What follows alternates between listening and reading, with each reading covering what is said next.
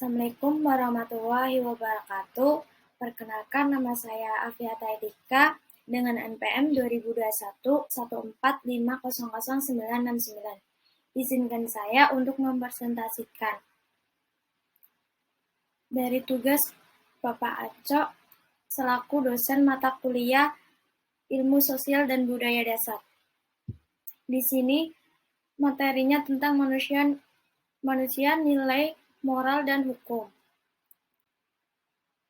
Materi yang pertama yaitu hakikat, nilai, moral, dan hukum. Yang kedua, fungsi nilai, moral, dan hukum.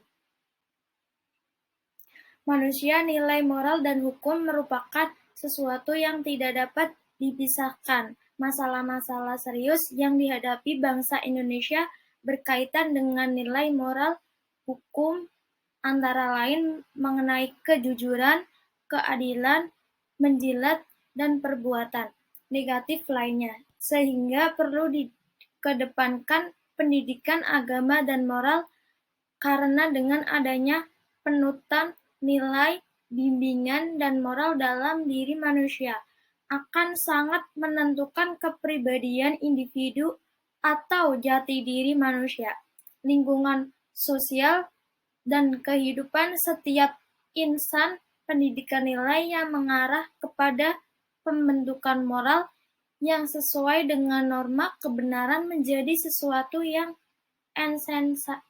esensial bagi pengembangan manusia yang utuh dalam konteks sosial. Hakikat nilai. Kata nilai dalam bahasa Inggris disebut value, sedangkan dalam bahasa Latin disebut valere. Secara bahasa, nilai dapat diartikan sebagai harga, namun lebih dari itu, definisi nilai bisa dijabarkan lebih luas dan berkaitan dengan sesuatu yang berharga dalam kehidupan manusia. Nilai dapat diartikan sebagai sifat atau kualitas dari sesuatu yang bermanfaat bagi kehidupan manusia, baik lahir maupun batin. Bagi manusia, nilai dijadikan sebagai landasan, alasan, atau motivasi dalam bersikap dan bertingkah laku, baik disadari maupun tidak. Selanjutnya yaitu pengertian nilai menurut para ahli. Yang pertama yaitu Sprenger, nilai adalah suatu tatanan yang dijadikan paduan oleh individu untuk menimbang dan memilih alternatif keputusan dalam situasi sosial tertentu.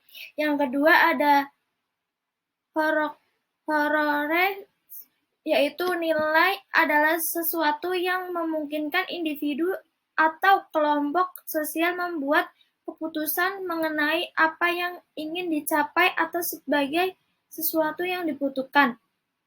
Yang ketiga, Anthony Kinders, yaitu suatu gagasan yang dimiliki seseorang maupun kelompok mengenai apa yang layak, apa yang dikehendaki, serta apa yang baik dan buruk. Selanjutnya yaitu macam-macam nilai. Ada beberapa bentuk dan jenis nilai dilihat dari bidangnya merupakan macam-macam nilai. Yaitu yang pertama nilai sosial, yaitu nilai yang berhubungan dengan sikap manusia yang membutuhkan pertolongan orang lain. Yang kedua ada nilai agama, nilai yang bersumber dari Tuhan yang tidak dapat diganggu gugat. Yang ketiga ada nilai ekonomi, yaitu nilai yang berhubungan dengan prinsip-prinsip ekonomi secara umum. Yang keempat ada nilai moral, yaitu nilai yang bersumber dari kehendak maupun kemauan, disebut juga nilai kebenaran. Yang kelima ada nilai keilmuan, yaitu nilai yang berkaitan dengan wawasan dan ilmu pengetahuan. Yang keenam ada nilai seni, yaitu nilai yang bersumber melalui unsur rasa pada setiap diri manusia, disebut juga dengan nilai estetika atau keindahan. Selanjutnya, fungsi sosial dan dalam masyarakat. Yang pertama ada mampu menyumbangkan seperangkat alat untuk menetapkan harga sosial dalam suatu ekonomi. Yang kedua ada mampu mengarahkan masyarakat untuk berpikir dalam bertingkah laku. Yang ketiga ada sebagai penentu dalam memenuhi suatu peran sosial manusia. Yang keempat sebagai alat solidaritas yang terdapat di kalangan anggota kelompok masyarakat. Yang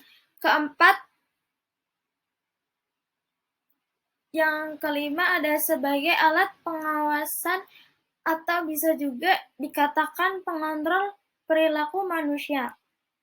Selanjutnya moral, yaitu ada moral akhlak, etika, atau susila.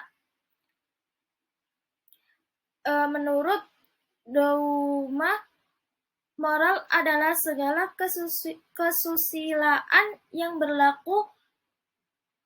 Moral adalah perbuatan atau tingkah laku ucapan seseorang dalam berinteraksi dengan manusia apabila yang dilakukan seseorang itu sesuai dengan nilai rasa yang berlaku di masyarakat disebut dan dapat diterima serta menyenangkan lingkungan bermasyarakat, maka orang itu dinilai mempunyai moral yang baik. Selanjutnya yaitu nilai moral di antara pandangan objektif dan subjektif manusia. Berhubungan dengan manusia dalam hal etika maupun estetika. Manusia sebagai makhluk yang bernilai akan memaknai nilai dalam dua konteks. Yang pertama yaitu akan memandang nilai sebagai sesuatu yang objektif. Apabila akan memandang nilai sebagai sesuatu yang objektif, dan apabila dia memandang nilai itu ada meskipun tanpa ada yang menilainya. Yang kedua, memandang nilai sebagai sesuatu yang subjektif, artinya nilai sangat tergantung pada subjek yang menilainya. Selanjutnya, pembinaan nilai moral. Yang pertama, pengaruh kehidupan keluarga dalam pembinaan nilai moral. Persoalan merosotnya intensitas interaksi dalam keluarga serta terputusnya komunikasi yang harmonis antara orang tua dengan anak mengakibatkan merosotnya fungsi keluarga dalam pembinaan nilai moral anak. Yang kedua ada pengaruh teman sebaya terhadap pembinaan nilai moral.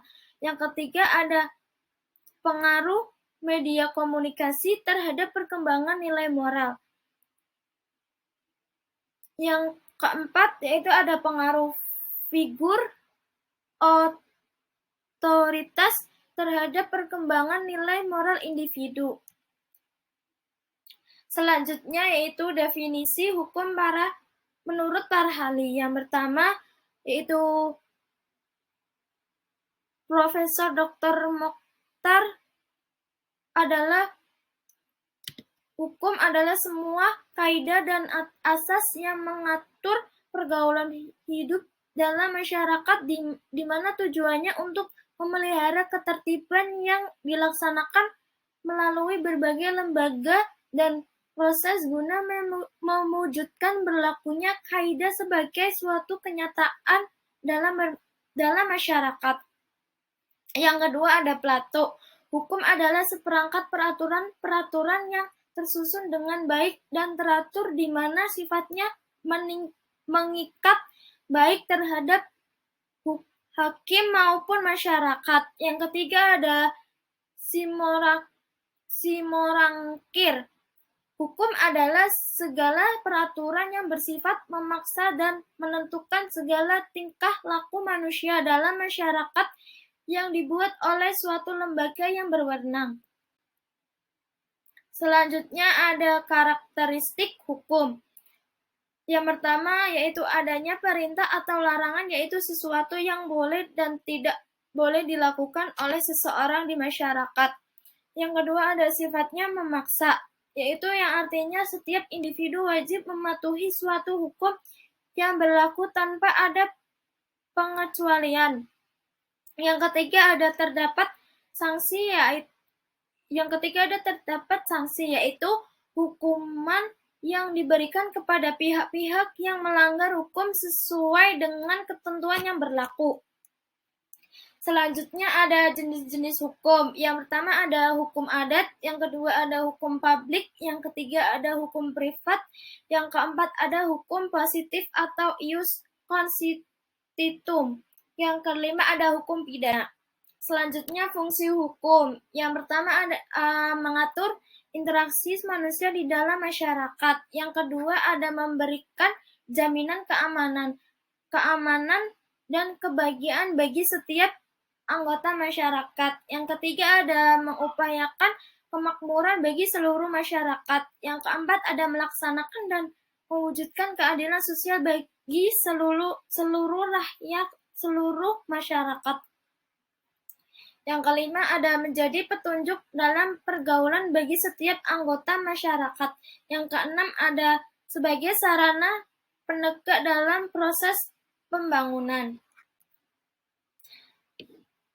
Sekian, terima kasih.